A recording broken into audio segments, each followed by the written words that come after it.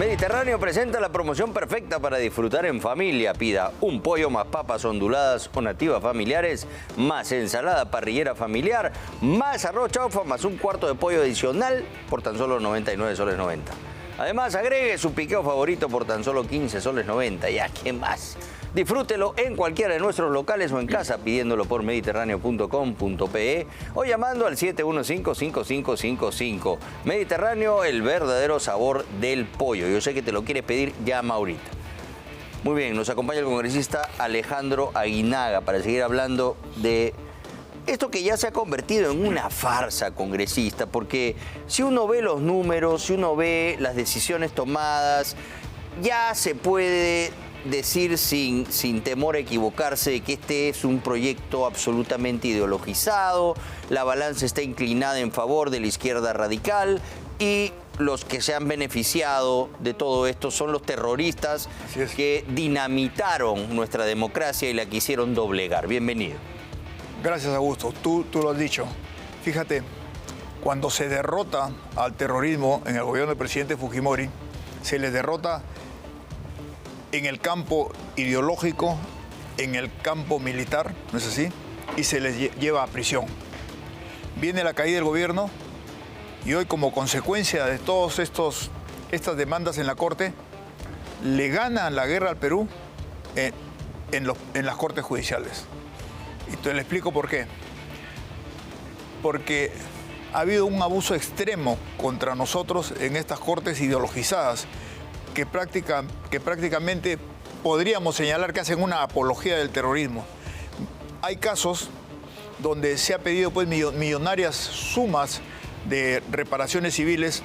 Hay momentos en que, por ejemplo, el ministro Eguiguren, él fue ministro de Justicia de Ollanta Humala de agosto del 2011 a diciembre, pero él ya pide 29 millones de dólares para el presupuesto de 2012 para poder indemnizar a todos estos grupos de terroristas que se habían levantado en las prisiones. Una suerte de otras indemnizaciones en los casos, por ejemplo, Lori Berenson, Castillo Petrucci, Lautaro Mellado, Mónica Feria, una serie de terroristas que al final de cuentas son indemnizados con fuertes sumas. ¿No es así? Y además, en el colmo del abuso hay casos creados para ganar indemnizaciones. No nos olvidemos del caso Pedro Wilca y Leonor La Rosa, que fueron casos creados y claramente demostrados que fueron farsas.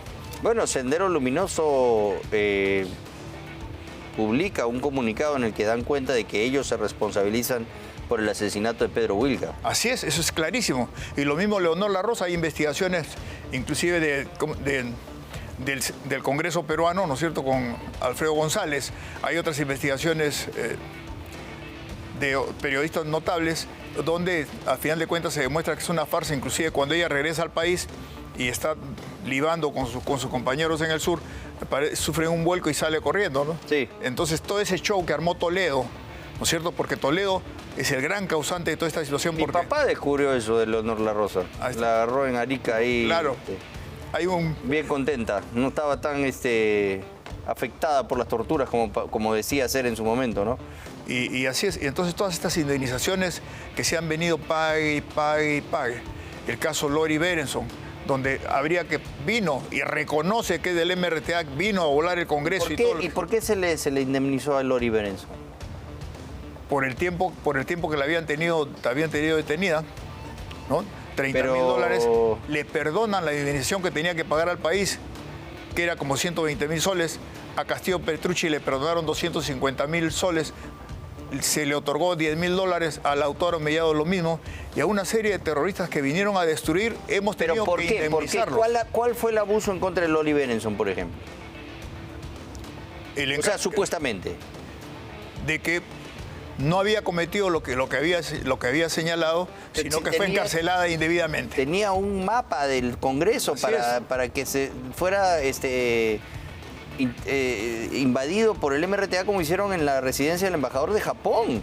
Y ella sale gritando vivas a MRTistas cuando es capturada de una manera rabiosa. Es más, si tú lees la sentencia, hay una parte de la sentencia que dicen que Yanamayo es una cárcel muy dura porque está en altura, y piden justamente cerrar Yanamayo. Y nosotros, y tú viste, últimamente yo reclamo, ¿por qué no tenemos Llanamayo? Porque decían que era mucha altura, mucho frío. Bueno, y estos señores no tuvieron misericordia con los peruanos cuando han venido a matar, cuando han venido a destruir. ¿Qué cosa causó el terrorismo? 42.000 millones de dólares en pérdidas, más de 60.000 muertos, ¿no es cierto?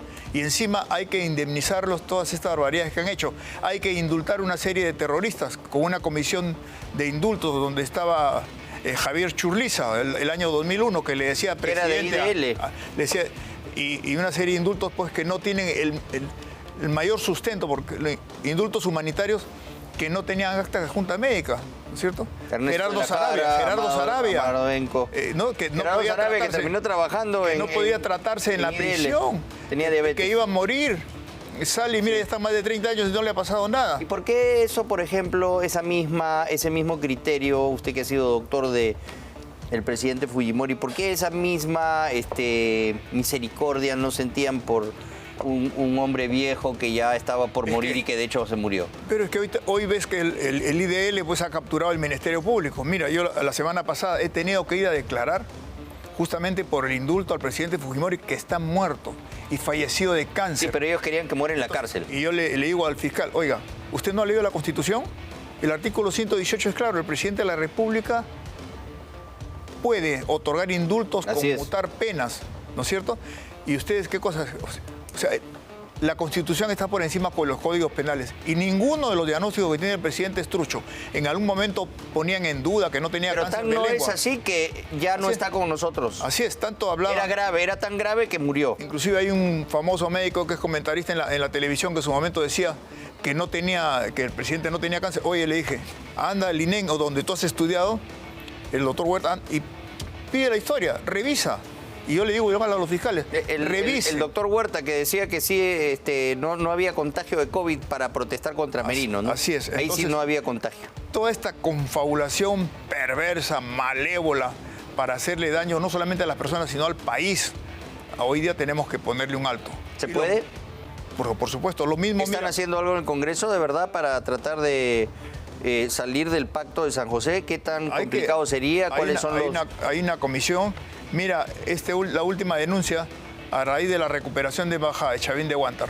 Ya. 3 personas, comenzando por Tito, ¿no? Sí. El camarada Tito Sánchez y una de las mujeres y otro señor. Entonces van a la corte a decir pues que habían sido ejecutados extrajudicialmente. Se ha demostrado que no es así, ¿no es cierto? Pero aún así, esta corte, si tú ves, dice, la corte, mira la sentencia, la corte de San José estima procedente conceder una suma razonable de $10.000 para la Asociación de Derechos Humanos, para el APRODE. O sea que hay que pagarles a estas ONGs. Le ordenan a Perú que le paguen. Es un negocio, pues. Por concepto de reintegro de costas y gastos por las labores realizadas en el litigio del caso a nivel nacional e internacional. Asimismo, la Corte fija una suma razonable de $20.000 para el Centro de Justicia y Derechos Internacionales del CEGIL. De la misma manera, pide reintegro de los gastos al Fondo de Asistencia Legal de Víctimas. En razón de las violaciones declaradas en la presente sentencia y que se cumplió con los requisitos para acogerse al fondo, la Corte ordena al Estado el reintegro a dicho fondo de la cantidad de $1.685.000 americanos. Es una manera fácil de ganarse la vida. Chavín de Huántar fue una operación militar exitosa de rescate de rehenes que habían sido secuestrados por un comando emerretista. Y vejados por este Tito. Al embajador de Bolivia, al embajador Gomucio, le pegaba, hacía maniobras poniéndole la bayoneta en la cara a la gente, a los rehenes. Entonces tampoco que no vengan a decir que es una pobre víctima. Hubo la operación de rescate. Y se enfrentaron militarmente y murieron. Yo me acuerdo cuando estaba el comandos nuestros. El señor Pedro Cateriano se trajo un perito español y demostró que las esquirlas que tenía Tito eran consecuencia del enfrentamiento y los rebotes de las balas en las paredes. ¿Pero qué se supone que tenemos que hacer en ese momento? Preguntarles, oye, ¿qué armas tienen para estar de igual a igual? Sí, no entiendo. Así es. En igualdad de condiciones, no. Las Fuerzas Armadas tienen que asegurarse de, uno, hacer un rescate exitoso, que lo fue. Esta operación la estudian en las escuelas de operaciones especiales del mundo entero, como la más exitosa de la historia. Porque se lleva a cabo a través de túneles, a diferencia de Entebbe. Dos, no vamos a usar las mismas armas para estar, no es un partido de tenis, sino que vamos a usar toda la fuerza necesaria para doblegarlos y tener éxito en la misión.